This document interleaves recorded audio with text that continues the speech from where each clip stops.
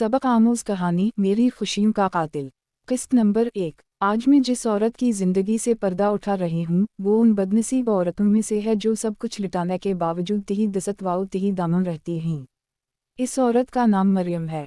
यूं तो मरियम का ताल्लुक़ एक मेहनतकश घराने से था, मगर उसके वालिद अपने कारोबार की वजह से बेटी को ज़्यादा वक्त और मोहब्बत ना दे सके। इस महरूमी का खमियाजा इन्होंने बुढ़ापे में यूं भगता कि बेटी के दिख में अपनी जान गंवा बैठे। मरियम का शौहर खुशहाल आदमी था, मगर वो अपनी वालिदा और बहनों की हर बात को मुतकदम जानता था, जो मरियम को पसंद नहीं करती थीं और उसे तलाक दिलवाना चाहती थीं। उनकी साजिशों का शिकार होने की वजह से मरियम सख्त ज़हनी अज़ियत में ज़िंदगी गुजार रही थी। वो 2 बच्चों की मां थी, वरना उसका शौहर कब का उसे घर से निकाल चुका होता। नईम को बीवी से मोहब्बत तो थी, लेकिन वो अपनी मां और बहनों के भिड़काने की वजह से अक्सर गलत फहमी का शिकार हो जाता और बीवी को तंग कर देता था। ताहम वो अपनी बेटी ताहिरा से बेहद मोहब्बत करता था और यही मोहब्बत दोनों के दरमियान मुक़द्दस बंधन की जंजीर बनी हुई थी, जिसने इन्हें जोड़े रखा था। वक्त गुजरता गया। जब ताहिरा बड़ी हुई तो उसे मां की मज़लूमियत और बेबसी का एहसास हुआ। उसने अपने वालिद को समझाना शुरू किया और उन तमाम मज़ालिम से आगाह किया जो इसकी दादी और फूफियाँ उसकी मुँह पर ढाती थीं। औलाद से बढ़कर कोई चीज़ नहीं होती। नईम भी समझ गया और बीवी बच्चों को लेकर अलग हो गया। इसके बाद उनके घर में सुकून आ गया। इसने वालिदा के हुकूक का ख्याल रखते हुए उनका खर्चा अलहदा मुकर्रर कर दिया था। नईम एक कारोबारी आदमी था, सारा दिन काम में मसरूफ़ रहता था। ताहिरा सादालू और फतरता कमबू लड़की थी, लिहाजा मरियम ने ज़माने के हालात से डरकर मैट्रिक के बाद बेटी को घर बिठा लिया। अब इसे ताहिरा के रिश्ते की फ़िक्र लाहक थी। वो जल्द अज जल्द अपनी बेटी को उसके घर का कर देना चाहती थी। जब भी नईम अच्छे मूड में होता, मरियम कहती कि कुछ बेटी की फ़िक्र करो, उसकी शादी करनी है, किसी से रिश्ते के लिए बात करो।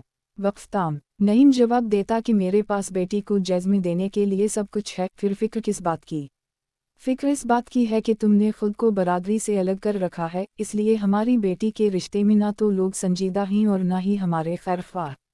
तुम्हारी वालिदा और बहनें भी हर वक्त तुम्हारे बारे में उल्टे सीधे कलमात कहती रहती हैं। ऐसे में भला हमारी बेटी के लिए अच्छा रिश्ता कहाँ से आएगा? मरियम ने कहा, इसकी फ़िक्र मत करो, मैं अपने दोस्तों से ज़िक्र करूँगा। वो सब मुझे जानते हैं, कोई ना कोई वसीला बन जाएगा। हमारी ताहिरा एक अच्छी और नेक लड़की है, वो लाखों में एक है। भला ऐसी लड़की को रिश्ते की क्या कमी हो सकती है? ये बाप की खुशफहमी थी, क्योंकि अच्छे रिश्तों में मुक़द्दर का भी दखल होता है। बेशक ताहिरा एक अच्छी और नेक बच्ची थी, लाखों में एक थी, इकलौती और लाडली भी थी, मगर नईम का बेटा भी इकलौता था और वो लाखों में एक नहीं था, बल्कि दौलत और लाड प्यार की वजह से बिल्कुल नकमा, कामचोर, लालची और गया गुजरा हो चुका था।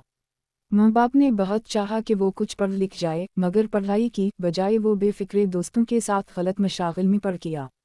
ना वो तालीम में आगे बढ़ा, ना ही अपने वालिद के कारोबार में दाल चपी ली।